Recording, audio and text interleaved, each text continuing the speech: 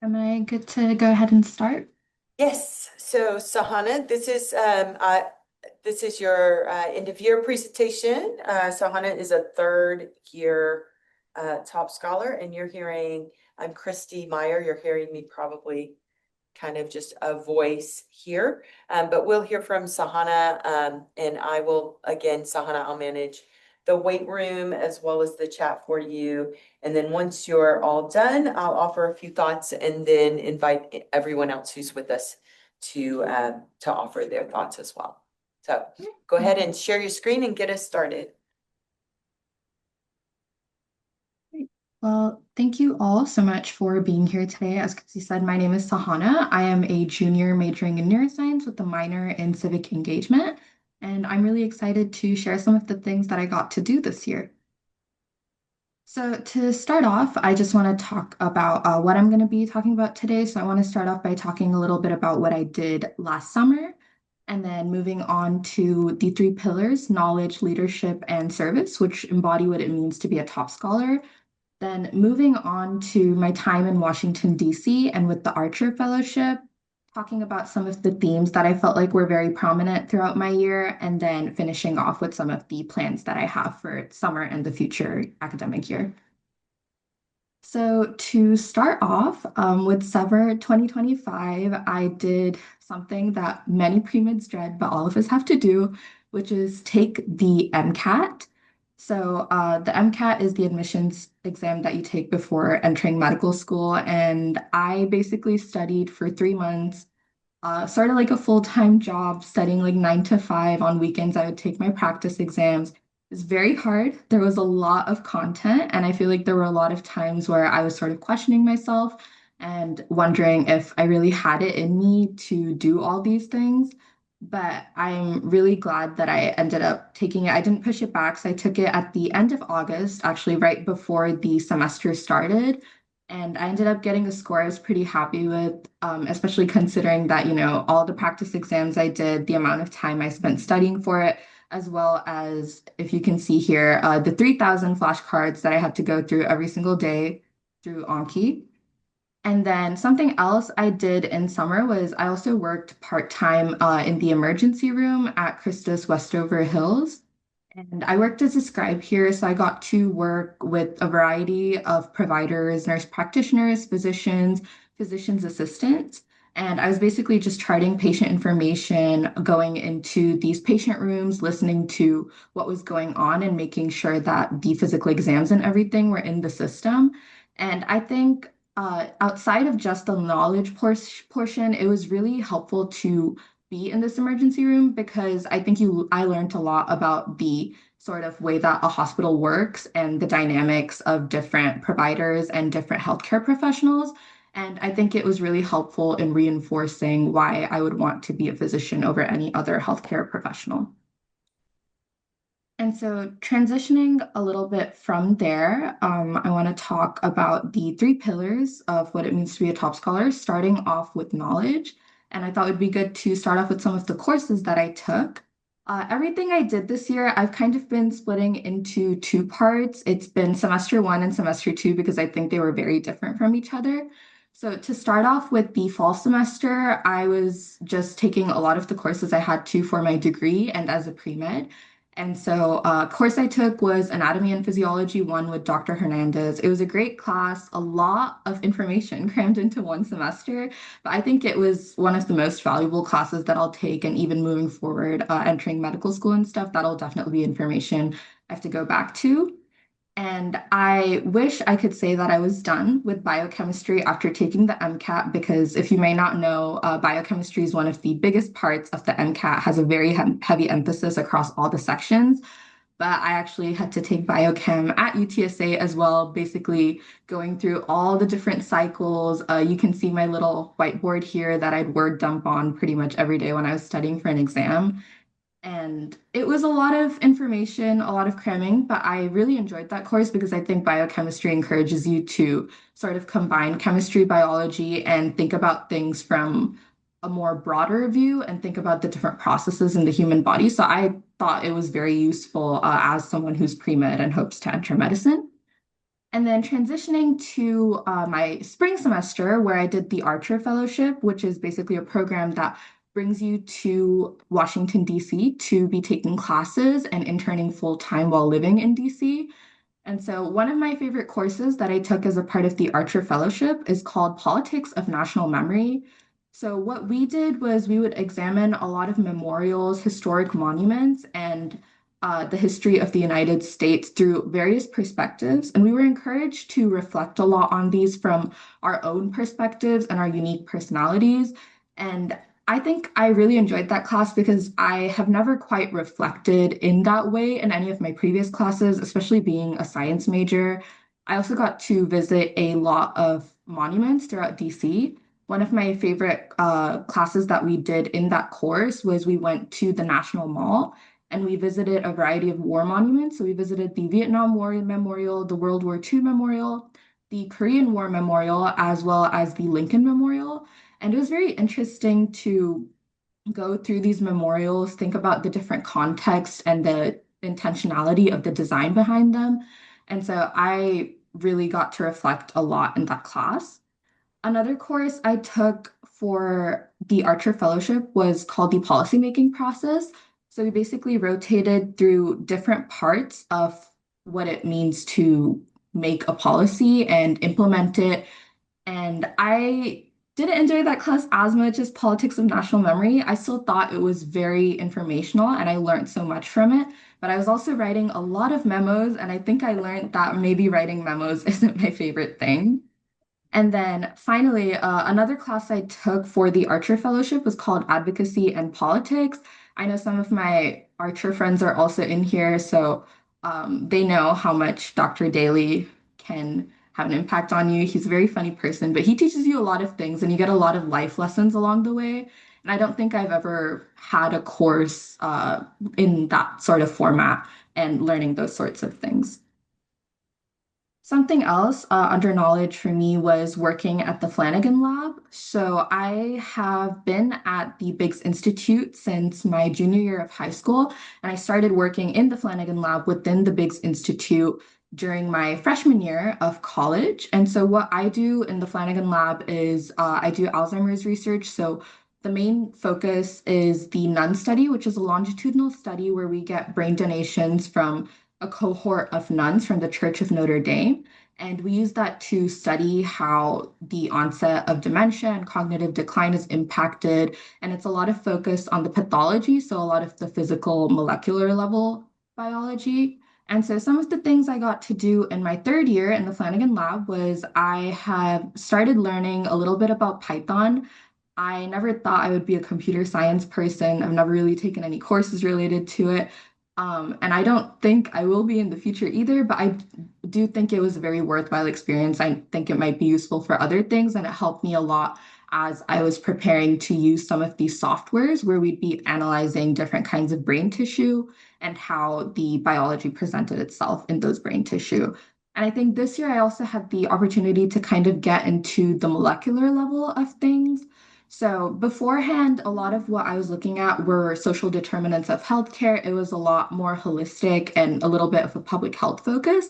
But I think this year I got to go more on the molecular nitty-gritty level. And that was interesting because that's something I've only really done through courses and classes before. And there was a little bit of like wet lab research and pipettes and all that sort of stuff involved. I think it also taught me that I much prefer clinical research to wet lab research. Something else I did was take part in the brain cuttings that we did at my lab. So when we get these donations from the nuns for brains, they do weekly brain cuttings where we get to examine it from a gross anatomy perspective. And I actually got to do a few of the cuts myself with the guidance of my mentors and PI. And it was really interesting. It's a little gory almost. Like, I'm not sure if it's for everyone, but I had fun doing it. And I think it's interesting to look at it from a gross anatomy perspective. I've also been working on the lab website for my lab. It's a work in progress. I can't share it right now, but I hope that next year when I do my next presentation, I'll be able to share it.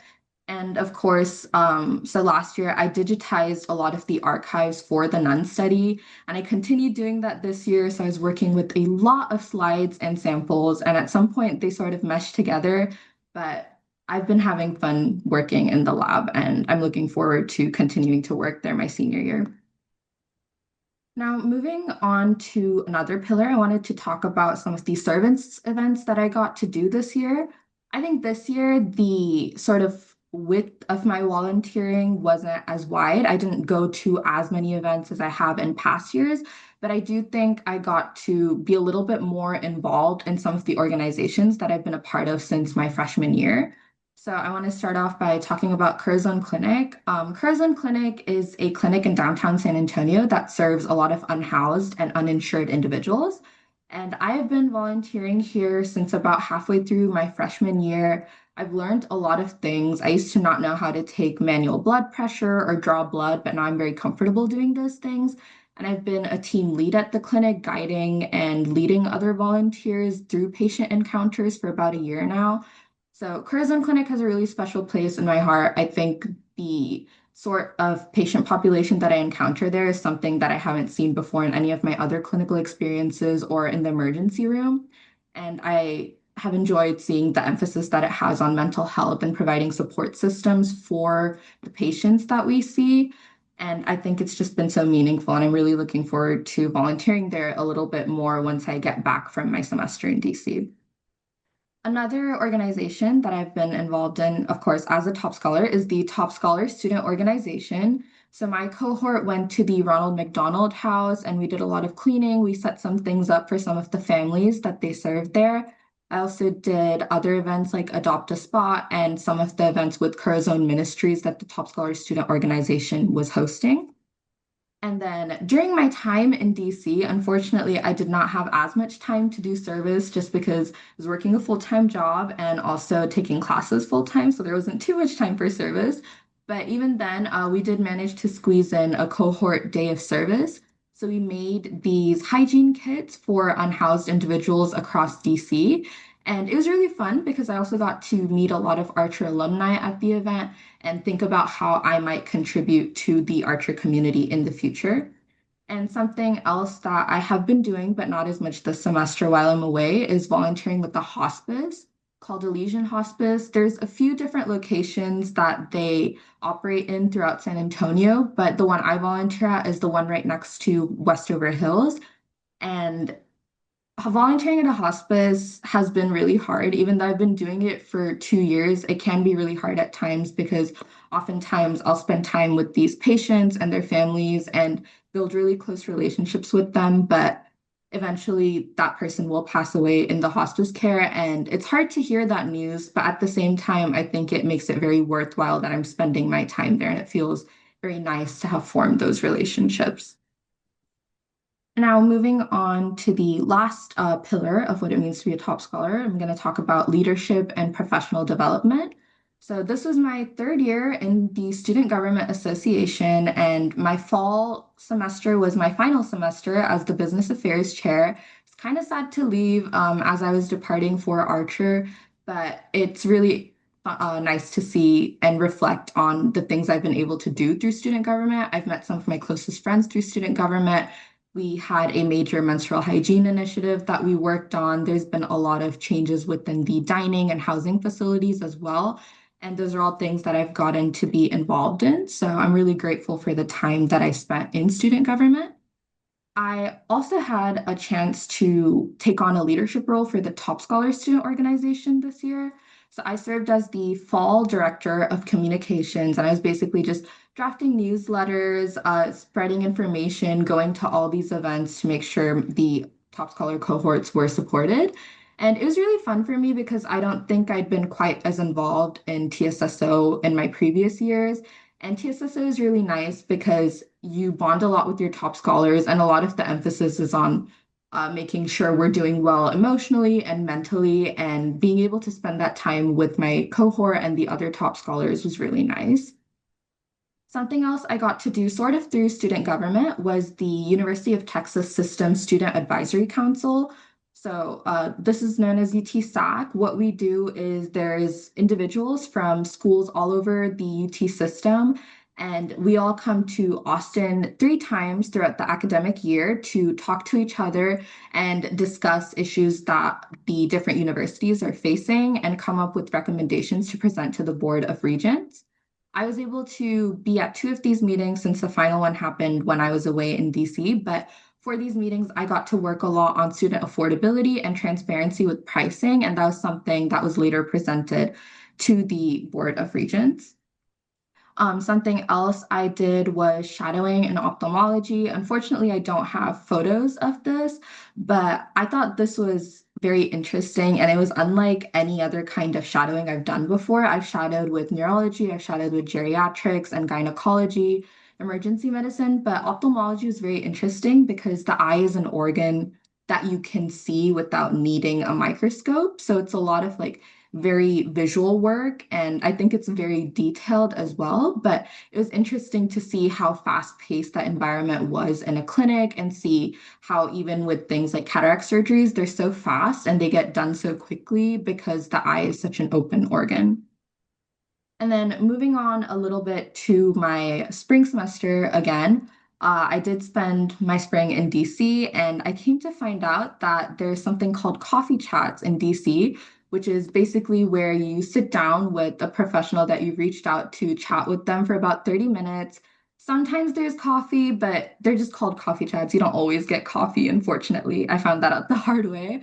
But I had a lot of very interesting coffee chats. I think it really expanded my network outside of healthcare and got me thinking about some other kinds of policy that I might want to be involved in, as well as giving me exposure to some of the different pathways that I might have as a physician working in policy.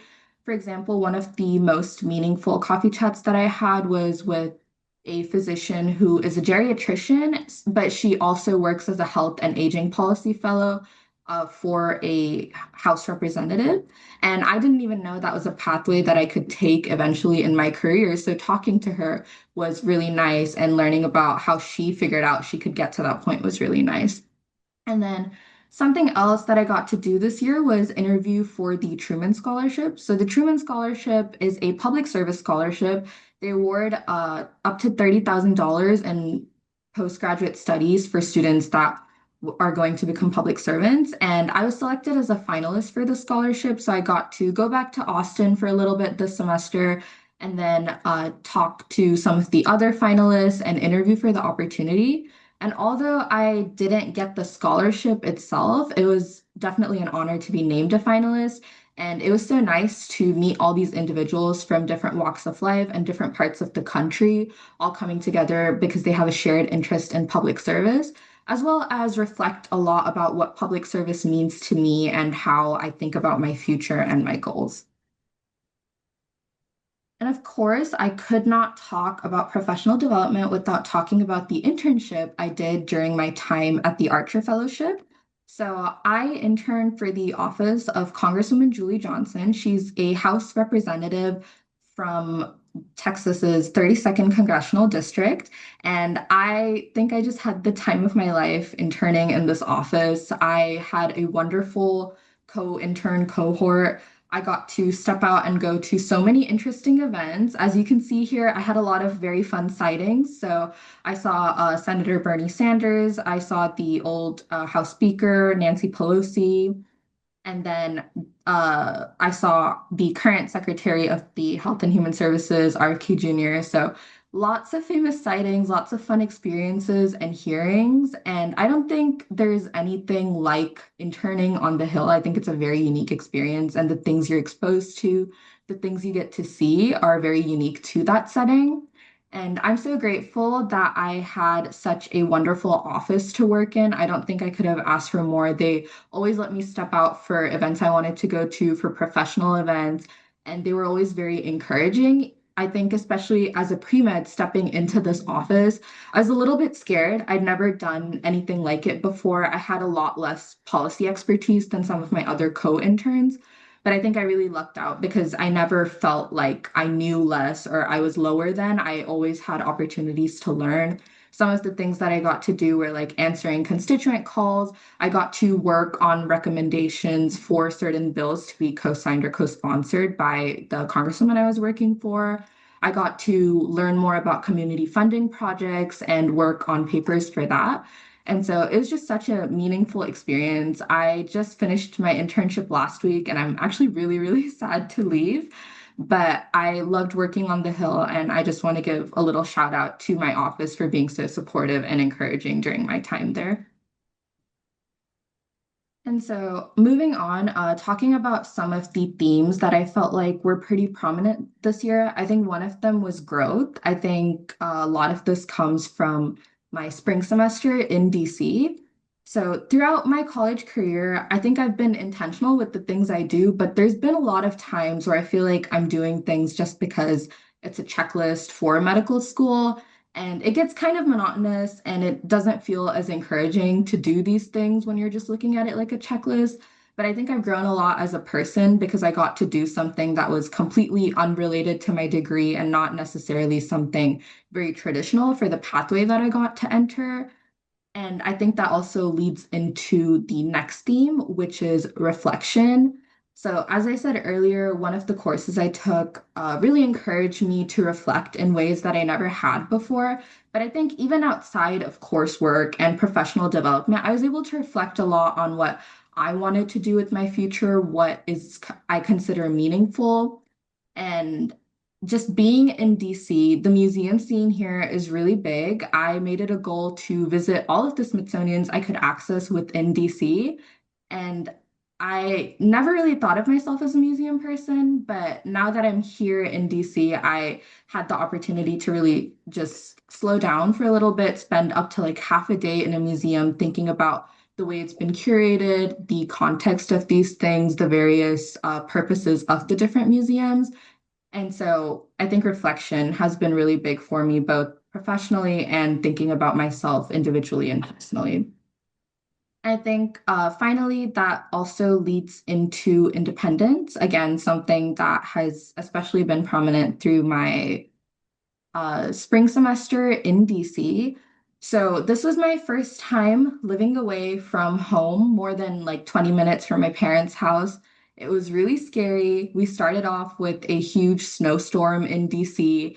I had never been grocery shopping by myself before. And I think just slowly doing these little tasks and little things and building my way up to becoming a more independent and confident person, not just professionally, but with just existing in spaces. And I guess sort of like adulting was kind of big for me this year. So And Hannah, I just want to I, alert you to the time. You have about 3 minutes to be totally wrapped up before we transition to our next student. okay, sounds good. Thank you. That Uh, I includes just want Q&A. to I just want to quickly show some of the things I got to do in DC. As I mentioned, I got to visit a lot of museums. I don't know if you guys have been up to date on the Monks for Peace, but there was a group of monks that walked all the way to DC from Texas, and I got to see them during their final part in DC. It was sort of an emotional moment for me because I've been following them for so long. Made some wonderful friends, and of course, cherry blossoms and tulip season after the winter storm were much needed. But I just want to conclude by talking about some of my future plans. I'm going to be applying to medical schools this summer, which is kind of scary that I'm finally here, but I'm also a little bit excited. I'll also be doing a study abroad in Europe, which is focused on the history of the Holocaust and the psychology of the Holocaust. So I'm excited for that because it's unlike anything I've ever done before. And then I'm going to be traveling to India to just spend a little bit of time with my family and my grandma back there. But I want to conclude by saying thank you to all of you in this presentation, the Archer Center, the Top Scholar community, and UTSA.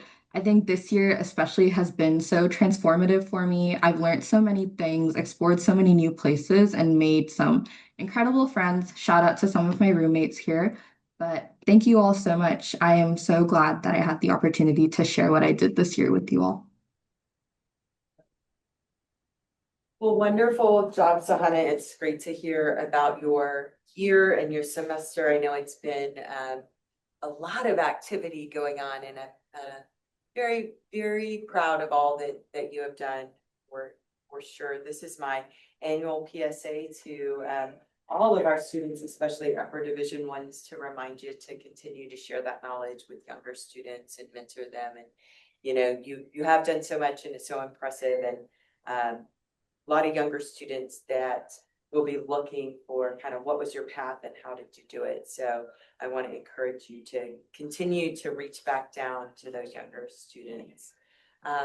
And with that, I also want to just see if anybody that's with us virtually would like to unmute and offer any thoughts for you.